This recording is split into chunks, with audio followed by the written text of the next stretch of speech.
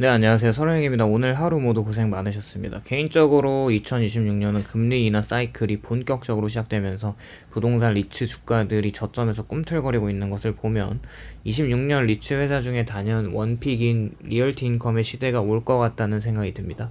오늘은 리얼티인컴이라는 미국 상업용 부동산 리츠 회사에 대한 투자 생각을 이야기해 볼까 합니다. 일단 다들 아시겠지만 먼저 리얼티인컴은 비즈니스 모델과 핵심 특성을 간단히 살펴보면 미국 상업용 부동산 투자 신탁 중 하나입니다. 주로 단일 세입자 순임대 구조의 소매 자산을 중심으로 포트폴리오를 구성하고 있고요. 부동산 자산이 굉장히 많고 지역적 산업적 다양성을 점차 늘려가고 있고 월배당을 지급하는 것으로 굉장히 한국인에게는 유명합니다. 안정적인 현금 흐름과 배당을 중요시하는 투자자에게 매력적인 거죠. 월배당으로 현재 시가 배당률 5.3% 정도로 꽤 괜찮은 이자를 월마다 챙길 수 있습니다. 그리고 ESG 위험관리 측면에서도 비교적 낮은 리스크를 평가를 받고 있고 다양한 산업이나 지역에 노출되어 있으며 포트폴리오 규모가 크고 운영 능력이 검증된 리츠 중 하나라는 평을 받습니다. 2026년에 리얼티인컴에 주목해야 할 이유를 살펴보면 지속적인 배당 수익률 배당 성장인데 리얼티인컴의 배당률은 현재 투자자에게 매력적인 수준이라는 평가가 많죠. 또한 배당 성장도 리츠 업계 내에서 꽤 안정적이라는 평가가 있고 장기적으로 배당을 조금씩이라도 증가시켜온 기록이 있습니다. 과거 수십 년 동안 배당을 늘려온 이력이 있는 기업이라는 점은 투자 안정성 측면에서 중요한 플러스 요소입니다. 그리고 앞서 언급한 금리 환경 변화 가능성을 살펴보면 금리 인상기가 아마 다시 오기보다는 인하 사이클이 본격적으로 시작됐다고 보고 있는데 부동산 신탁 회사들은 금리가 높을 때 금융 비용이 커지고 부채 조달이 증가하면서 리츠 같은 부동산 기업에는 부담이 크죠. 하지만 최근 보고된 여러 리포트에서는 이제 페드의 금리 인하 가능성과 또한 금리 하락할 가능성이 커지고 있다는 전망이 나오고 있고 또 그렇게 될 수밖에 없죠. 이런 경우에 리얼티인컴 같은 기업용 부채를 재융자하거나 신규 자본 조달이 개선될 가능성이 있고 금리가 하락하면 배당 수익률 대비 주식의 매력이 커지고 투자자들은 리츠에 더 관심을 가지면서 주가도 상승 요인이 있을 수 있습니다. 또한 규모의 경제를 보면 포트폴리오 다양성을 또 고려해 본다면 리얼티인컴은 자산 규모가 매우 크고 단일 자산을 중심으로 하면서도 점차 비소매 자산군이 다양한 지역에 진출하는 움직임을 보이고 있어요. 이게 특정 지역 산업의 경기 변동에 대한 리스크를 줄이는 데 도움이 되고요. 또한 최근에 스피리트 리얼티 캐피탈 인수를 통해서 자산 확대와 다양성 증가를 추진해 왔고 매출 기반 확대 효과가 기대됩니다. 애매한 리츠를 투자하기보다는 월배당 지급 등 안정적인 현금 흐름 제공이라는 측면에서 인컴 투자에게는 매력적인 선택지가 되죠. 월급처럼 배당을 정기적으로 받을 수 있다는 점은 투자 리스크 감내 측면에서도 중요한 요소입니다. 또 리츠로서 오랫동안 안정성을 보여왔고 시장 및 투자자들에게 브랜드 신뢰를 확보한 점도 긍정적입니다.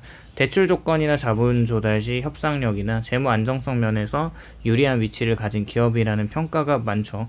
또 리얼티인컴은 매력적인 밸류에이션을 가지고 있습니다. 일부 보고서들은 리얼티인컴이 현재 주가 순위 실제 예상되는 현금 흐름과 이제 FFO가 이제 리츠에서 단기순이익이라고 하는 개념을 보면 굉장히 가소평가되어 있다고 생각을 하고 있고 또 낮은 플레이어 플러스 높은 배당률 수익률 조합은 투자자에게 진입 기회를 제공할 수 있는 요인이 되겠죠. 특히 금리가 안정되고 금리 하락 사이클로 접어들 가능성이 보이기 때문에 이런 리츠에 대한 시장의 재평가가 가능성이 있습니다. 그래서 최근에 리츠 주가들이 조금씩 많이 올라오고 있어요.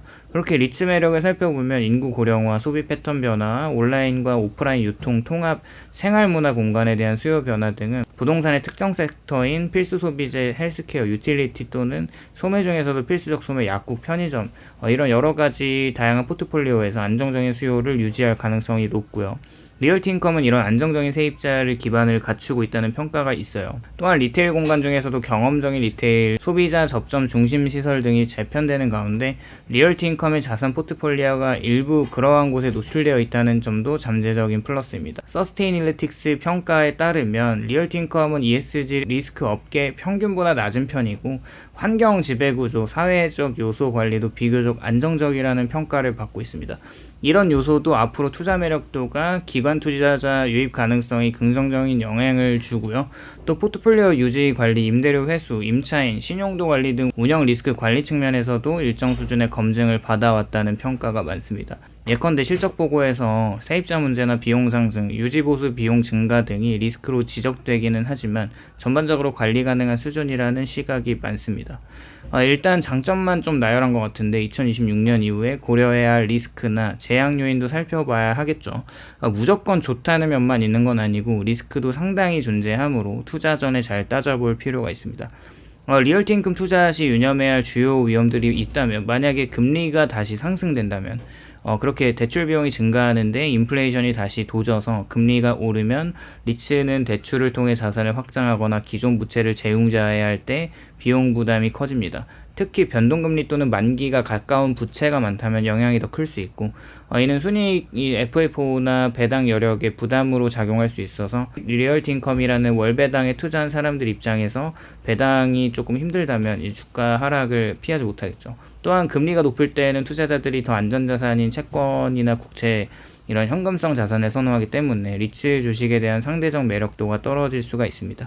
그리고 세입자 기업의 재무 건전성과 및 임대료 회수 위험이 있는데, 일부 분석에서는 리얼티 인컴이 약국과 달러스토어 같은 특정 업종에 많이 노출이 되어 있다는 지적이 있고, 이들 업종의 일부는 수익성이 떨어지거나 구조적인 변화가 좀 많아요. 이 경우 임대료 연체나 임차인 부도로 이어질 수 있는 리스크가 분명히 존재는 합니다.